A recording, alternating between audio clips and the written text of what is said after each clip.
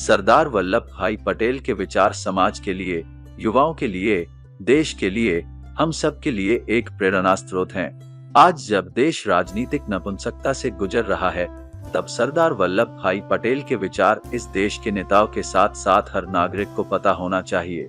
हम सिर्फ उनकी मूर्ति बनाकर नहीं छोड़ सकते, बल्कि इस देश के हर छात्र को सरदार पटेल के विचारों से अवगत कराया जाना चाहिए। देश की एकता और अखंडता को बनाए रखने में सरदार पटेल जी का एक महत्वपूर्ण योगदान है।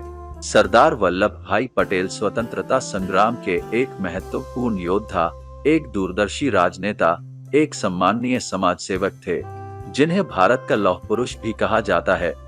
सरदार पटेल स्वतंत्रता के बाद भारत के पहले उप प्रधानमंत्री व गृह मंत्री बनाए गए। स्वतंत्रता संग्राम के दौरान जनता को भारत की स्वतंत्रता की लड़ाई में कूदने के लिए जिन्होंने प्रेरित किया, इस वीडियो में उन्हीं अनमोल विचारों में से चुने हुए सरदार वल्लभ भाई पटेल जी के महत्वपूर्ण विचार। जो तलवार चलाना जानते हुए भी अपनी तलवार को म्यान में रखता है, उसी को सच्ची अहिंसा कहते हैं। इस देश की मिट्टी में कुछ अलग ही बात है, जो इतनी कठिनाइयों के बावजूद हमेशा महान आत्माओं की भूमि रही है।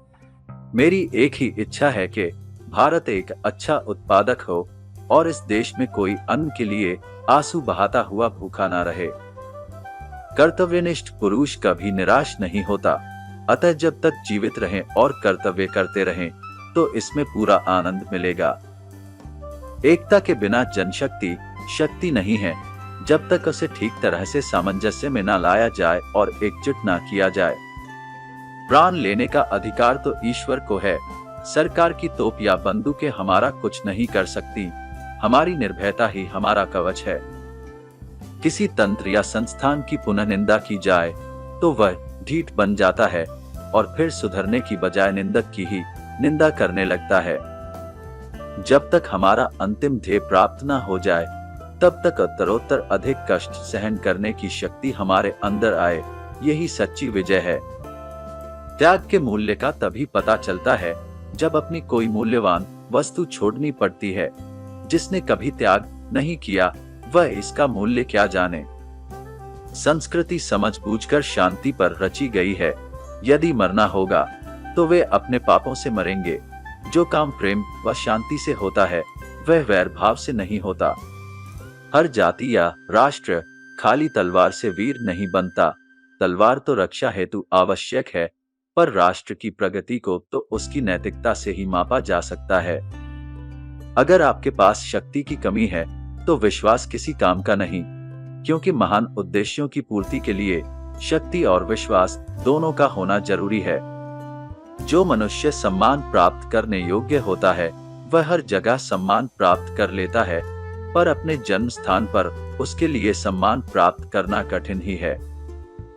जब जनता एक हो जाती है, तब उसके सामने क्रूर से क्रूर शासन भी नहीं टिक सकता। अतः जात पात के ऊंच नीच के भेदभाव को भुलाकर सब एक हो जाइए। शारीरिक और मानसिक शिक्षा साथ साथ दी जाए, ऐसी व्यवस्था होनी चाहिए। शिक्षा इस तरह की हो जो छात्र के मन का, शरीर का और आत्मा का विकास करे।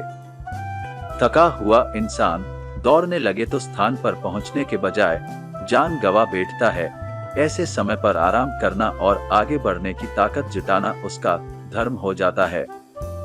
सच्चे त्याग और आत्मशुद्धि के बिना स्वराज नहीं आएगा। आलसी ऐश आराम में लिप्त के लिए स्वराज कहाँ।